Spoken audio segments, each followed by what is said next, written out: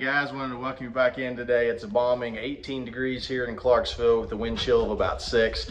Coming back into the Clarksville project to take a look at some things we've gotten done this week and wanted to give you an update in the process.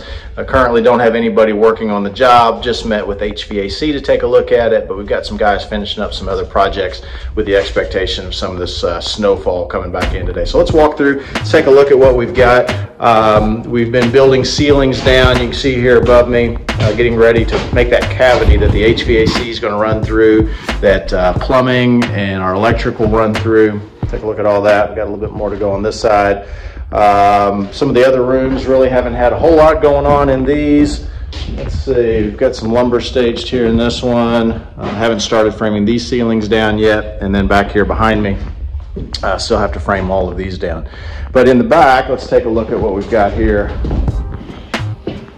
We've been opening things up. So this space that you see here is going to be a half bath. It's going to be a laundry room in the back corner.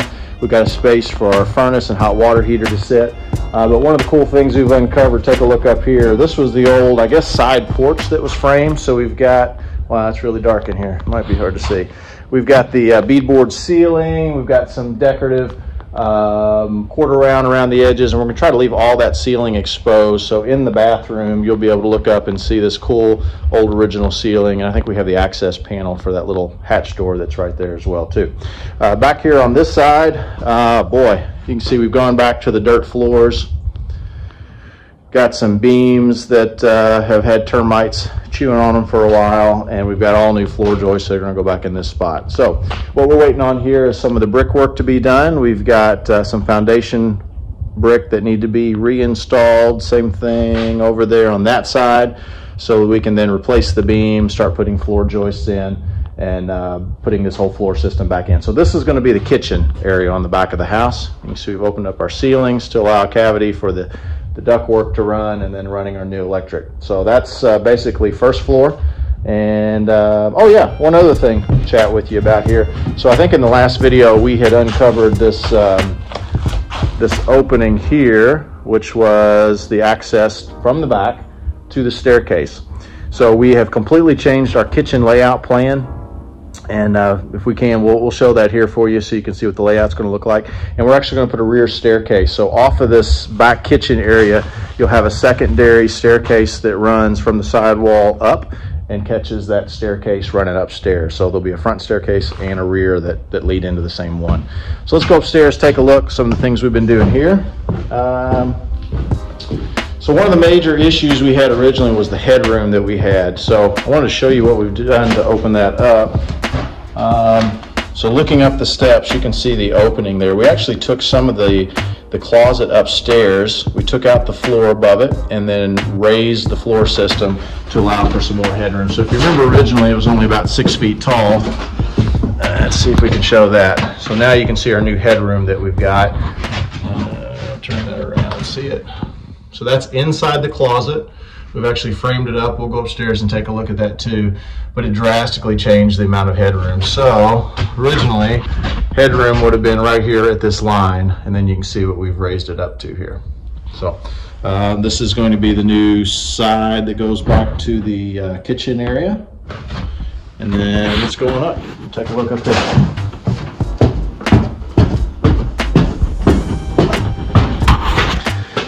All right, so this is the closet that we took part of the floor out of to make room for headroom down below. So what we've done is we've raised that space. I think we've got more than enough place, room still to hang clothing. We've even got an upper area for shoes and whatnot to go in, but it gives us that headroom down below without sacrificing a closet. So that's what we were looking for. So, the other thing that we've added in here, let's come take a look. The other bedroom, we've had to take some space out of it. Show you that. So behind me here, we framed up a new division wall. You see the room we're still in, still decent size. I think this ended up being about 10 by 11, even after we took this space out of it. So right here, this is a small, shallow closet that we've added to this room. We've sort of taken that out. What is on the other side here is actually the that's a full bath that's going on that side. So let's walk back out in the hallway and into that space. So what we got here is the new opening off of the hallway that we've put in. And we've got space right here. We're going to do a corner vanity with a corner mirror. Back here in the end, we've got a spot for a toilet by the window. And then this was the original closet for this bedroom. And so we're going to turn that into the shower. So that'll be completely tiled, have a glass door on it, and we've even framed down the ceiling here to get it ready for the exhaust fan. That'll have a light on it. And so let's go back in the back room now. This is the master bedroom. A couple things have changed in here. Got our new closet going in the corner.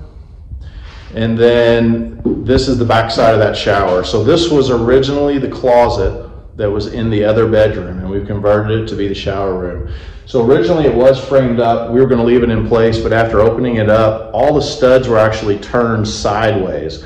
So it didn't have any structural integrity to it to carry the drywall without being flimsy and bowing back and forth. The second is it didn't give us a thick enough cavity to be able to run any of the plumbing through for the shower head, the hot and cold lines. So you can see here, your 2x4 this way is your 3.5 inches wide. The other way, it's only 1.5 inches. So they were turned to where we only had 1.5 inches depth in that space. So got that fixed. Get that ready for shower to be plumbed. And then upstairs here, I think I may have shown this on the other one. This is our full bath for this master bedroom. Check this out.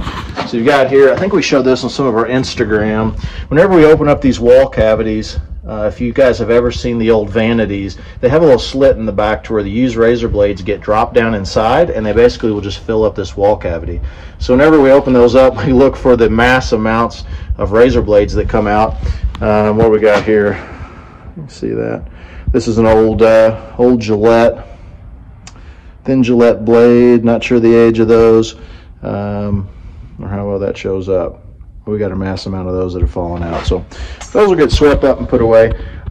This bathroom though is going to get most likely gutted. We'll get all our new plumbing run in, all our new electric, get some new ducts put in, and then start finishing these out. So it's a quiet day here. We're anticipating all of the winter storm to dump on us later this afternoon. Hopefully it won't be too bad to where we can't get back in here and get some more framing done and get ready for the rest of the mechanicals to go in. But I want to touch base today, just give you guys an update. Hope you enjoy seeing this project coming along. We've got a lot to go still, as you can see. But man, this is going to be a gorgeous home. So thanks again for watching. As always, if you like the videos, make sure to hit the subscribe button, and we'll see you guys soon. Take care.